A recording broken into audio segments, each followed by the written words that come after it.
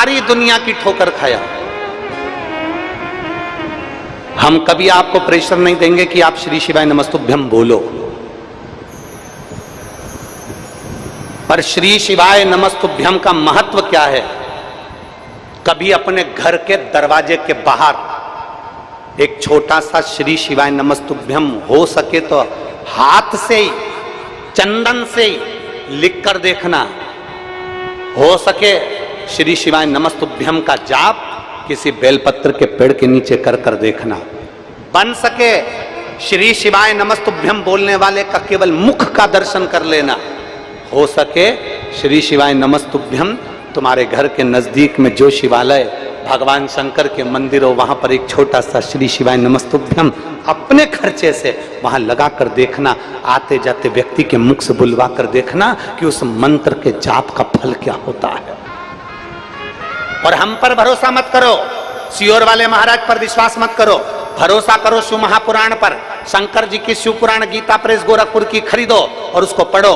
विद्येश्वर संहिता में लिखा है श्री शिवाय नमस्तुभ्यम बोलने वाले का मुख का दर्शन, श्री शिवाय नमस्तुभ्यम कहने वाले के मुखाग्रविंद का दर्शन हजारों अश्वमेध यज्ञ के बराबर फल दे देता है। उसे पढ़ो, अध्ययन करो, ज्ञान प्राप्त करो।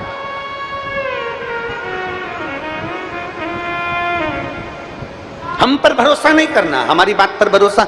आपको लगे कि महाराज जी बोल रहे हैं तो एक बार पढ़ के देखो। आपको लगे कि महाराज जी ने कहा है तो हम पढ़ के देखेंगे, पढ़ो।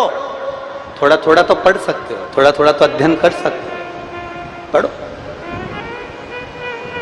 हमने कभी प्रेशर नहीं दिया कि आप मंत्र बोलो, हमने कभी प्रेशर नहीं दिया कि आप शंकर के मंदिर जाओ, हमने कभी तुम्हारे ऊपर दबाव नहीं दिया कि तुम्हें मंदिर में जाके एक लोटा जल चढ़ाना है। ये तो तुम्हारे दिल की बात है, ये तुम्हारे मन की बात है। दुनिया तुमको रोकने का प्रयास करेगी, दुनिया तुम्हें मंदिर जाने से रोकने का प्रयास करेगी, पर याद रखना,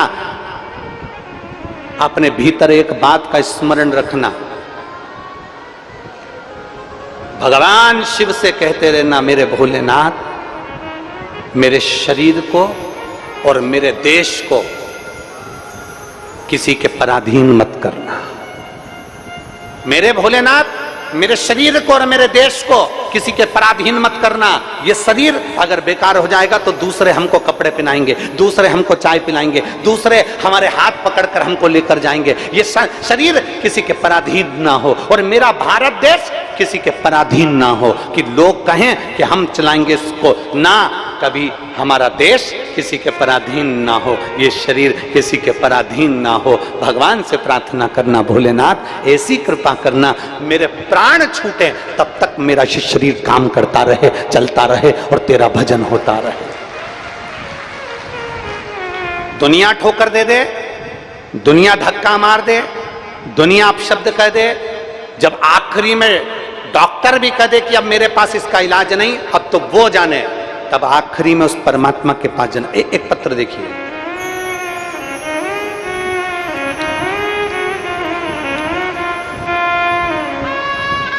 मैं शिप्रा गुप्ता, भुआ बिछिया,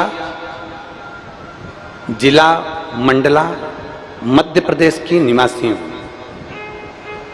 मैं छिपरा गुप्ता, भुआ बिछिया, जिला मंडला, मध्य प्रदेश की निवासी हूं।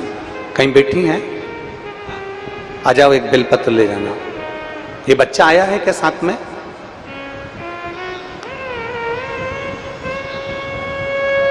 अगर ये बच्चा आया है, अगर ये बालक आया हो, 19 वर्ष का पुत्र है ये, अगर आया हो तो साथ में आए। मैं छिपरा गुप्ता, भुआ बिछिया, जिला मंडला, मध्य प्रदेश की निवासी हूं। पत्र को आप लोग आस्था चैनल पर एलईडी पर पढ़ सकते हैं। मैं बेलपत्र का, बाबा के जल का क्या वर्णन करूं गुरुदेव। मेरे 19 वर्ष के पुत्र सक्षम गुप्ता को शुगर हो गया था। शुगर इतना बढ़ गया कि यूरिन इन्फेक्शन हो गया जो फेफड़ों तक पहुंच गया। उसे रोज 4 इंसुलिन लगने लगे। शुगर 450 पहुंच गई। 15 दिन आईसीयू में एडमिट रहा। डॉक्टर के हिसाब से इसको इंसुलिन अब लेना ही पड़ेगा। अब हम घबरा गए, कि जब शुगर इतनी हो गई और इंसुलिन हमेशा लेना है तो थोड़ी चिंता व्याप गई। मैंने रोज आपकी कथा सुनी और आपकी कथा पर मैंने भरोसा कर कर शिव जी के मंदिर जाना प्रारंभ करा। शिव जी को जल चढ़ाती, उसका जल लाकर अपने बच्चे को देती। बाबा इंसुलिन बंद नहीं हुए, चलते रहे, अब क्या करूं? तब मैंने बाबा का बेलपत्र उठाकर अपने बच्चे को देना प्रारंभ कर दिया।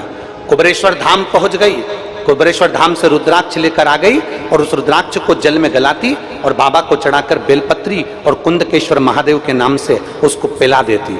गुरुजी पशुपतिनाथ का व्रत प्रारंभ कर दिया, क्योंकि इंसुलिन चार बार उसको देना पड़ रहे थे। अब करूं तो करूं क्या? बाबा ने ऐसी कृपा कर दी गुरुदेव, आज मेरे बाबा ने ऐसी करुणा कर दी कि मेरे बेटे का इंसुलिन लेना बंद हो गया। और डॉक्टर भी आश्चर्य में पड़ गया, नागपुर का डॉक्टर भी आश्चर्य में पड़ गया कि ये कैसे हो सकता है, जिसका इंसुलिन चालू हो जाए उसका इंसुलिन बंद होना बड़ा कठिन है।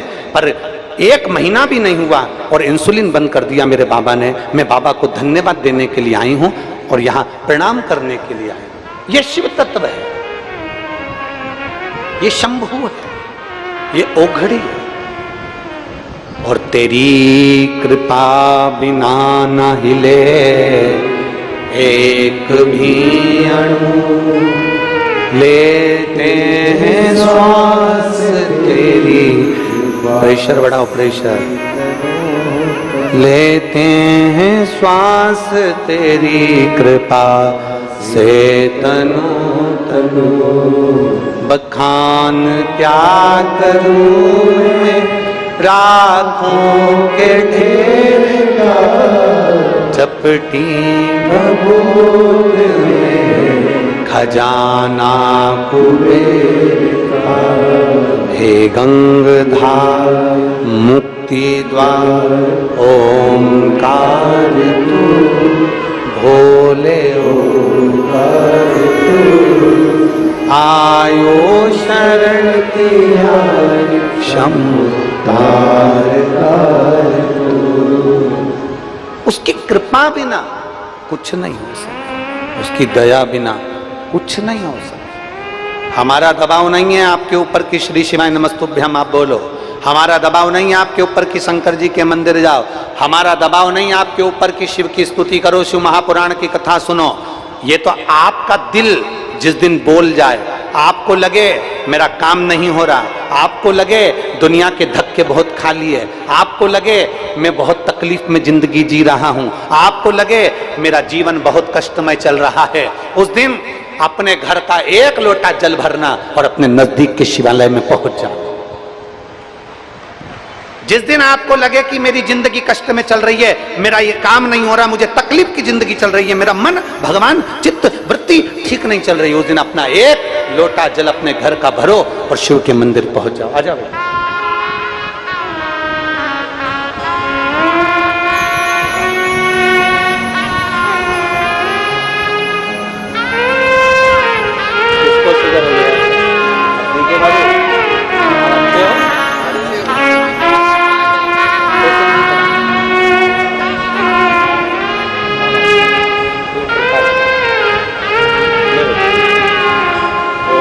ठीक हो गया बाबू, अब क्या हुआ ना आवाज ठीक है।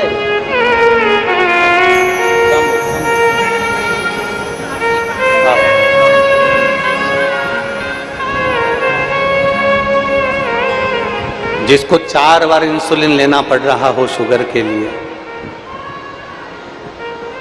दवाई गोली चल रही है, वो दीदी कह रही हैं कि मेरे बेटे को अब 1 भी टेबलेट नहीं खाना पड़ती, 1 दवाई नहीं लेना पड़ती। कई लोग हमसे प्रश्न करते हैं सीहोर के रुद्राक्ष में ऐसा क्या है? हम कहते हैं खरीद कर नहीं दिया जाता सीहोर का रुद्राक्ष, पैसे से नहीं बेचा जाता सीहोर का रुद्राक्ष, कोरियर नहीं करा जाता सीहोर का रुद्राक्ष। यहां तक आपको खुद सीहोर पहुंचकर बाबा के आगे हाथ फैलाकर उससे रुद्राक्ष लेकर मांगकर लेकर आना और फिर उसका असर देखकर 3 महीने के अंदर हमको बताना कि रुद्राक्ष में असर करा कि ना करा। क्या है सीहोर के रुद्राक्ष? वो सहज नहीं है, सरल नहीं है। अच्छे अच्छे रिसर्च सेंटर रुद्राक्ष पर रिसर्च कर रहे हैं कि इस रुद्राक्ष में ऐसा क्या है कि लोगों का cancer, kidney, liver, thyroid, sugar, BP, psoriasis, kidney जैसी बीमारियां भी ठीक हो रही हैं। आखिर इस रुद्राक्ष में है क्या? दिल से मांगोगे, दिल से बोलोगे, दिल से प्रार्थना करोगे। कंकर शंकर की पूजन कुबेरेश्वर धाम की धरा पर पहुंचकर जब तुम कंकर को बीन कर उसकी पूजन करते हो, दिल से जब प्रार्थना कर कर जाते हो, मेरे बाबा ऐसा है कि 3 महीने तक बैग मत खोलना, 3 महीने में उसी बैग को लेकर मेरा कुबेर भंडारी वापस बुला लेता है। ये उसकी कृपा है, ये उसकी उदारता, ये उसकी दया है।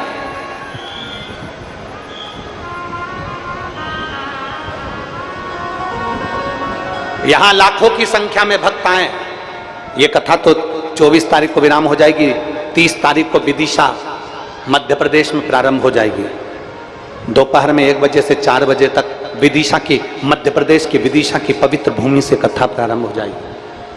कभी मौका मिले तो पंडाल में बैठकर सुनना और विचार करना कि शिव महापुराण पंडाल में बैठकर सुनने का और बाबा से प्रार्थना करने का क्या फल होता है, क्या प्राप्त होता है, क्या देता है मेरा उघड़दानी, क्या देता है। कभी विचार कर।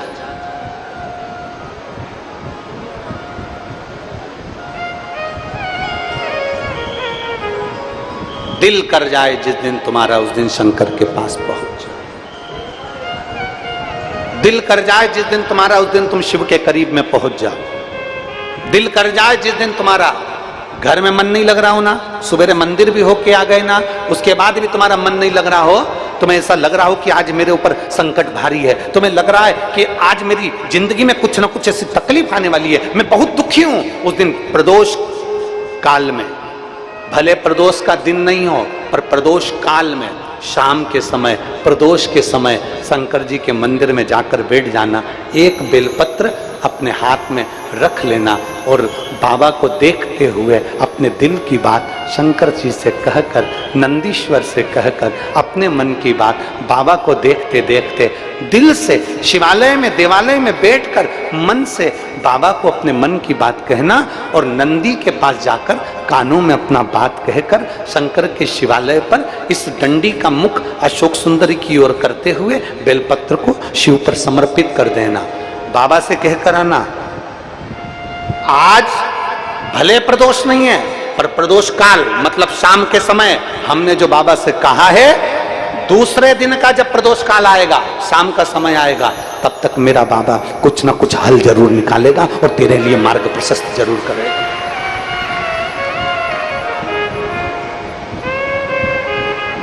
सीहोर की जो कावड़ है 17 अगस्त को शनिवार के दिन, इसलिए हमने प्रदोष के दिन की रखी कि सुबह से लेकर रात्रि तक भी अगर कोई कावड़ को भर रहा है, कावड़ चढ़ा रहा है, कावड़ का आनंद ले रहा है, तो उसके दिल की बात मेरा कुबेर भंडारी सुने।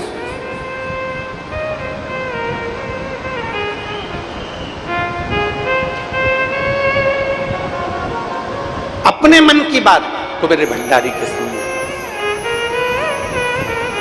दिल से हम उसको प्रार्थना करें, दिल से कहें, दिल से निवेदन करें, वो स्वीकार करें।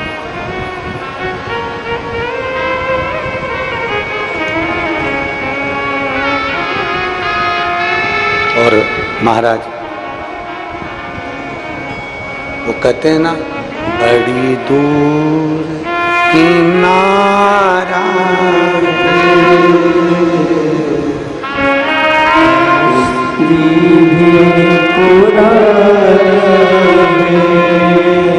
बड़ी दूर किनारा है, कश्ती भी पुरानी है, भोले बाबा सुन भी लो ये मेरी कहानी है, बड़ी दूर किनारा है, कश्ती भी पुरानी है, भोले बाबा सुन भी लो ये मेरी कहानी मैंने तुमको पुकारा है मैंने तुमको पुकारा है भोले बाबा सुन भी लो ये मेरी कहानी बड़ी दूर किनारा है कश्ती भी पुरानी भोले बाबा सुन भी लो ये मेरी कहानी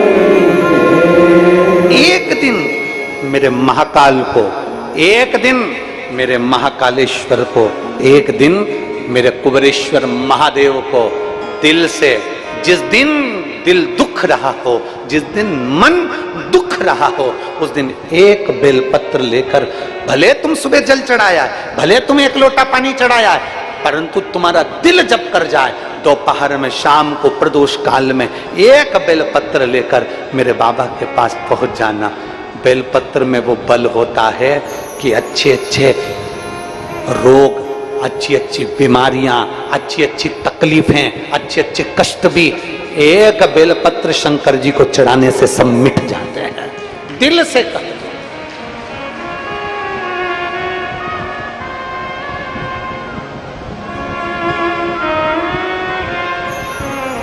मेरे बाबा सुन भी लो ये मेरी कहानी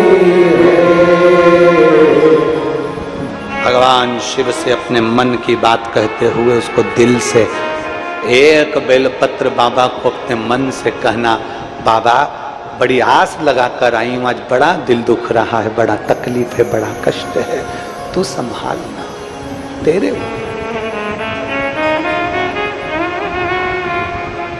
ब्रह्मलोक के देवता ब्रह्मा जी हैं बैकुंठ लोक के देवता भगवान विष्णु हैं और पृथ्वी का देवता मेरा देवादिदेव महादेव है पृथ्वी के देव हैं देवादिदेव महादेव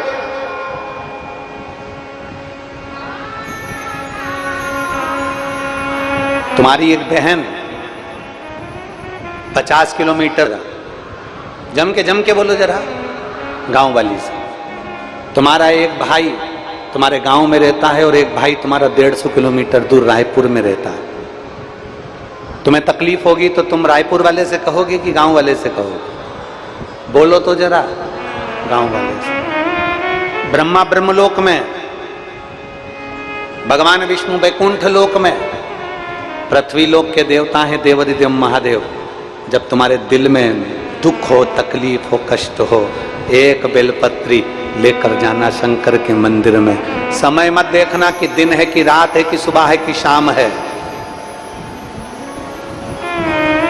सारे देवताओं की पूजन में समय देखा जाता है पर मेरे काल अधिपति महाकाल की पूजन में कोई समय नहीं देखा जाता सारे देवताओं की पूजन में समय देखा जाएगा पर काल अधिपति की पूजन में समय नहीं देखा जाएगा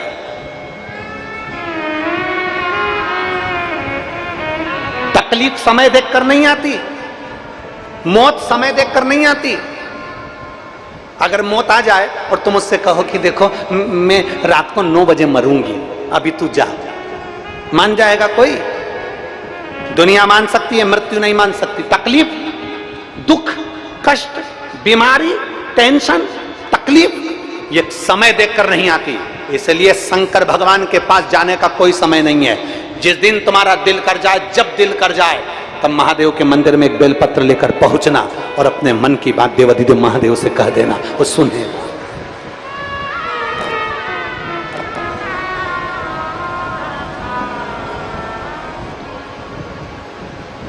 जिस दिन तुम्हारा मन कर जाए, जिस दिन तुम्हारा दिल कर जाए, जिस दिन तुम्हारा चित्त कर जाए, जिस दिन तुम्हारा हृदय कह जाए कि आज मैं बहू मेरे को बाबा से बात करना है, मुझे मेरे बाबा से बोलना है,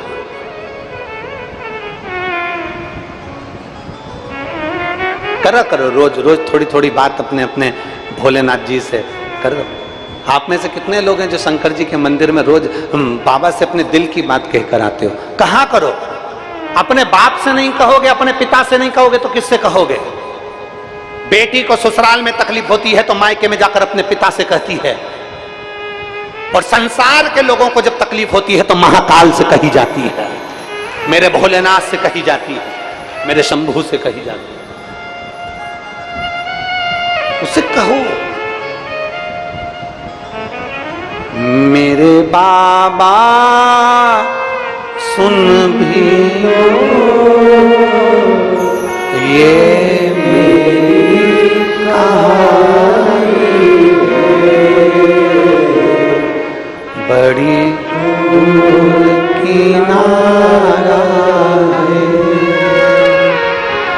कश्ती भी पुरानी है, भोले बाबा सुन भी लो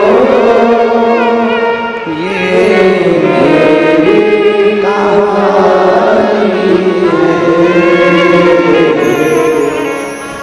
मैंने तुमको पुकारा है, मैंने तुमको पुकारा भोले बाबा सुन भी लो ये मेरी कहानी है। दिल से, बाबा से, मन से अपने हृदय की बात कहकर जब आप शिव के द्वार पर जाओगे, उसके पास बैठोगे, उससे बात करोगे, वो सुन लेगा, सुनेगा।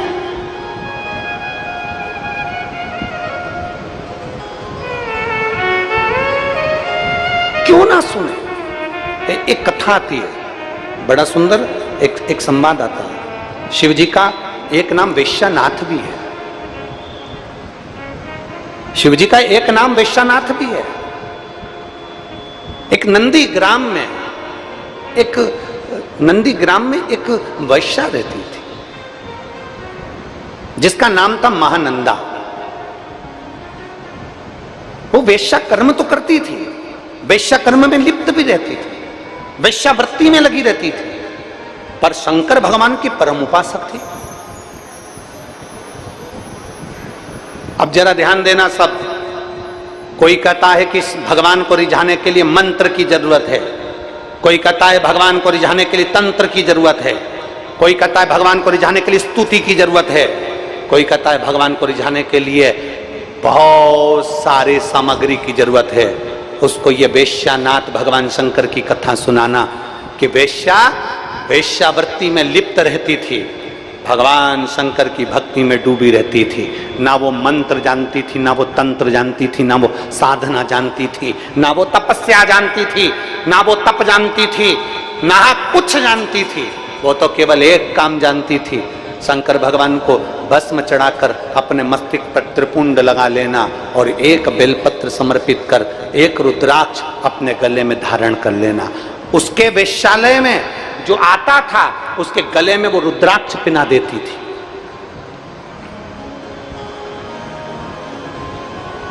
उसके अटारी पर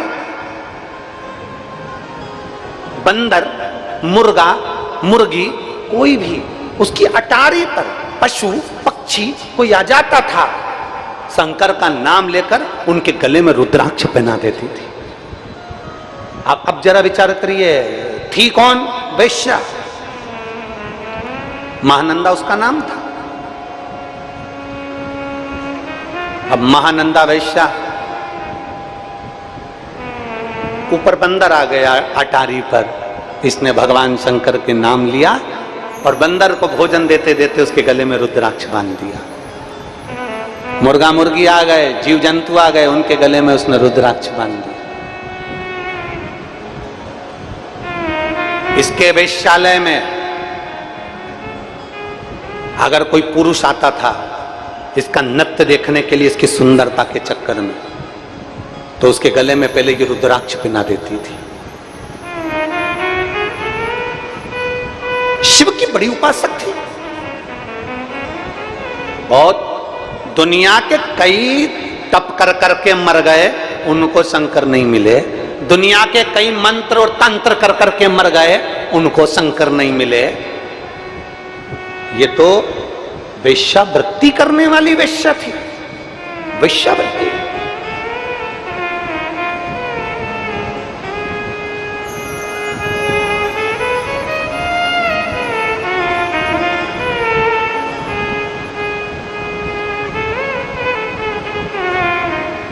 कई लोग कहते हैं, उंगली उठाने वाले कह देते हैं, सियोर वाले मिश्रा जी को तो ये नहीं आता, सियोर वाले मिश्रा जी को वो नहीं आता। हम तो हमारी व्यासपीठ से पहले से कहते आ रहे हैं, ना हमको संस्कृत का कोई शब्द आता है, ना हमें कुछ आता है। हमें तो केवल एक काम आता है, भगवान भोलेनाथ को एक लोटा जल चढ़ाओ, श्री शिवाय नमस्तुभ्यम बोलो, पंचाक्षर मंत्र नमः शिवाय बोलो, ओम नमः शिवाय बोलो, शंकर का भजन करो, कीर्तन करो, स्मरण करो। आडंबर मत करो, दिखावा मत करो। दुनिया की दृष्टि में जैसे हो वैसे की वैसे रहो। एक बेटा अगर कलेक्टर बन जाता है, वो कलेक्टर दुनिया की निगाह में होगा। एक बेटा कमिश्नर बन जाता है, एसपी बन जाता है, टीआई बन जाता है, वो दुनिया की निगाह में टीआई, कमिश्नर, कलेक्टर होगा। पर माँ की निगाह में, बाप की निगाह में बेटा कलेक्टर नहीं होता। वो जो नाम से पुकारते हैं उसी नाम से पुकारते हैं, बेटा इधर आ। बेटा दुनिया की निगाह में कलेक्टर होगा, दुनिया की निगाह में एसपी होगा, टीआई होगा, मंत्री होगा, संतरी होगा, कलेंत्री होगा, विधायक होगा, सांसद होगा, बड़े से बड़ा मंत्री पद होगा। दुनिया की निगाह में वो बड़ा होगा, पर माँ बाप की निगाह में वो बड़ा नहीं होता। उसी तरह जैसे हो वैसे ही रहो। तुम्हें दिखावा करने की जरूरत नहीं है। तुम्हें मंत्र नहीं आता, कोई बात नहीं। तुम्हें तंत्र नहीं आता, कोई बात नहीं। तुम्हें साधना नहीं आती, कोई बात नहीं। तुम्हें तप करना नहीं आता, कोई बात नहीं। तुम्हें व्रत करना नहीं आता, मैं व्रत करती हूँ गुरुजी, मेरे शरीर में मुझसे कमजोरी आ जाती। मत करो। कौन ने कहा कि व्रत करो? तुमसे जो बने तुम तो वो करो। भगवान कभी भी दिखावे से प्रसन्न नहीं होता, भगवान कभी आडंबर से प्रसन्न नहीं होता। भगवान तुमने इतना सारा विधान बता दिया, ये भी करना पड़ेगा, वो भी करना पड़ेगा, ऐसे करो, सुबह उठो, शाम उठो। बोलो बोलो, आप में से साहू परिवार वाले कितने बैठे हैं? साहू साहू कितने बैठे हैं? जरा हाथ उठाओ तो जरा। बैठे हैं यहाँ? हाँ ठीक है। बहुतरमा माता की, माँ कर्मा की कथा सुनी है? माँ कर्मा मेरी मैया, माता कर्मा जगन्नाथ जी के लिए भोजन बनाती, आवाज लगा देती, आओ जगन्नाथ, खाओ जगन्नाथ। जगन्नाथ जी दौड़ कर आ जाते और खाकर चले जाते। जगन्नाथ जी दौड़ कर आते और कर्माबाई का खिचड़ा खाकर जाते। एक दिन एक संत ने कर्माबाई से कह दिया कि कर्मा माँ भूख लगी है। कर्माबाई अंदर से खिचड़ा लाकर दे दी। संत ने कहा तुमने स्नान किया, तुमने पूजन पाठ करी, तुमने संध्या वंदन किया, तुमने मंत्र जाप किया, तुमने नाम जाप किया? कर्माबाई ने कह दिया नहीं, मैं तो मेरे जगदीश के लिए भोजन बनाने के लिए रख देती हूँ, मेरा जगन्नाथ आता है खाकर चले जाता है। कर्माबाई